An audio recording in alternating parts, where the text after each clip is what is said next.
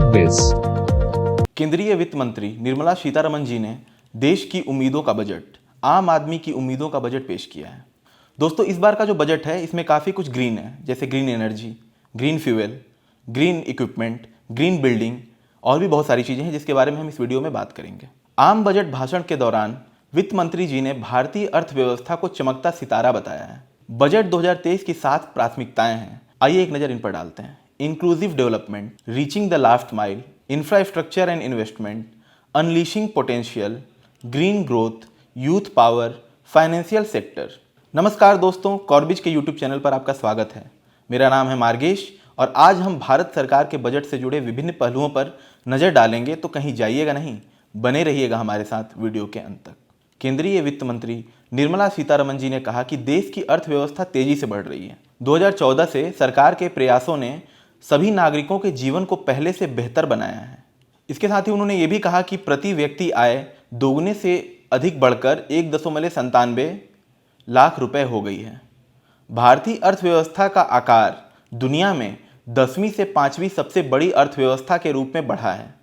दोस्तों, ये साफ दर्शाता है कि भारतीय अर्थव्यवस्था का कद विश्व पटल पर कितना बढ़ा है। वैश्विक मंदी के बावजूद दुनिया भर के तमाम अर्थव्यवस्थाओं में भारत की वार्षिक आर्थिक वृद्धि दर 6.5 से 7% अनुमानित है। केंद्रीय वित्त मंत्री जी ने इसे अमृत काल का पहला बजट बताया है। इस बजट में समाज के सभी वर्गों के लिए डेवलपमेंट का रोड मैप है। दोस्तों, जो लोग कृषि संबंधित स्टार्टअप से जुड़े हैं उनके लिए भी ये बजट खुशियों की सौगात लेकर आया है। पशुपालन, डेयरी और मत्स्य पालन यानी मछली पालन के लिए कृषि ऋण लक्ष्य को बढ़ाकर 20 लाख करोड़ रुपए किया गया है। प्राकृतिक खेती करने के लिए सरकार 1 करोड़ किसानों को प्रोत्साहित और कृषि के लिए एक डिजिटल पब्लिक इंफ्रास्ट्रक्चर का निर्माण करने वाली है। सरकार मछली पालन को बढ़ावा दे रही है। मछली पालन यानी पिस्कीकल्चर से जुड़े लोगों के लिए 6,000 करोड़ रुपए का प्रावधान किया जा रहा है। युवाओं को कुशल बनाने के लिए विभिन्न राज्यों में 30 स्किल इंडिया इंटरनेशनल सेंटर स्थापित किए जाएंगे। इसके साथ ही सरकार ईज ऑफ डूइंग बिजनेस को सपोर्ट कर रही है। ईज ऑफ डूइंग बिजनेस को सपोर्ट करने के लिए 39,000 से अधिक कॉम्प्लायंसेस कम किए गए हैं। 3400 से अधिक लीगल प्रोविजंस को डीक्रिमिनलाइज किया गया है। एग्रीकल्चरल स्टार्टअप्स को बढ़ावा देने के लिए एग्रीकल्चर एक्सेलरेटर फंड बनाया जाएगा। नेशनल ग्रीन हाइड्रोजन मिशन के लिए सरकार की तरफ से 19,700 करोड़ रुपए का प्रावधान किया जा रहा है। तो वहीं ग्रीन एनर्जी ट्रांजिशन के लिए 35,000 करोड़ रुपए निर्धारित किए गए हैं। सरकार green fuel, green energy, green farming, green mobility, green buildings और ग्रीन इक्विपमेंट को बढ़ावा देने के लिए कई प्रोग्राम्स और पॉलिसी की शुरुआत कर रही है। दोस्तों, जिस तरह से सरकार ग्रीन इंडिया के लिए काम कर रही है, ये कहा जा सकता है कि आने वाला समय ग्रीन एंटरप्रेन्योर्स का होगा, जो बायोडीजल, बायोएथेनॉल और बायो सीएनजी से जुड़े व्यवसाय की शुरुआत करते हैं। बजट में रेलवे के लिए 2.40 लाख करोड़ रुपए तक के कैपिटल आउटले का प्रावधान किया गया है। एमएसएमईज के लिए क्रेडिट गारंटी स्कीम को रिवैम्प करके 1 अप्रैल 2023 से लागू किया जाएगा और इसके लिए कॉर्पस में 9,000 करोड़ रुपए जोड़ने का प्रावधान किया गया है। इससे एमएसएमईज को बड़ी राहत मिलने वाली है, जो कोविड पैंडेमिक के बाद रिकवरी फेज में है। पीएम आवास योजना के लिए आवंटन बढ़ाकर 79,000 करोड़ रुपए का कर दिया गया है। 50 पर्यटन स्थलों की पहचान भी की जाएगी। घरेलू और अंतर्राष्ट्रीय पर्यटन को संपूर्ण पैकेज के रूप में इन्हें विकसित किया जाएगा। इसके साथ ही राज्यों को राजधानी में यूनिटी मॉल खोलने के लिए प्रोत्साहित किया जाएगा।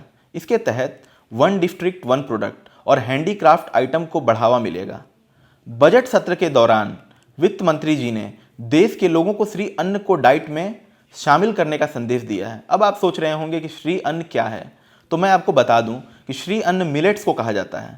भारत में मिलेट्स यानी मोटे अनाजों के उत्पादन को बढ़ावा देने और अंतर्राष्ट्रीय स्तर पर इसे प्रमोट करने के लिए इंटरनेशनल इंस्टीट्यूट ऑफ मिलेट्स का गठन करने का ऐलान किया गया है। कारीगरों और शिल्पकारों के लिए सरकार पीएम विकास प्रधानमंत्री विश्वकर्मा कौशल सम्मान योजना लेकर आई है।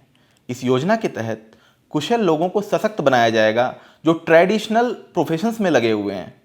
स्किल्ड आर्टिसंस और ट्रेडिशनल क्राफ्ट्समैन यानी पारंपरिक शिल्पकारों को स्किलिंग, टेक्नोलॉजी, क्रेडिट आदि के रूप में सरकार से सहयोग मिलेगा। कारीगरों और शिल्पकारों के जीवन में यह ऐलान निश्चित तौर पर खुशियां लेकर आया होगा। आइए बात करते हैं उन चीज़ों की जो सस्ती हुई हैं इस बार के बजट में। Electric vehicle, LED TV, biogas से जुड़ी चीज़ें, इलेक्ट्रिक कार की बैटरी, मोबाइल फ़ोन, खिलौने इत्यादि के दाम में कटौती का फैसला हुआ है। अब बात करते हैं उन चीज़ों की जो महंगी हुई हैं, सोना, प्लेटिनम, सिगरेट, शराब, एक्सरे मशीन इत्यादि।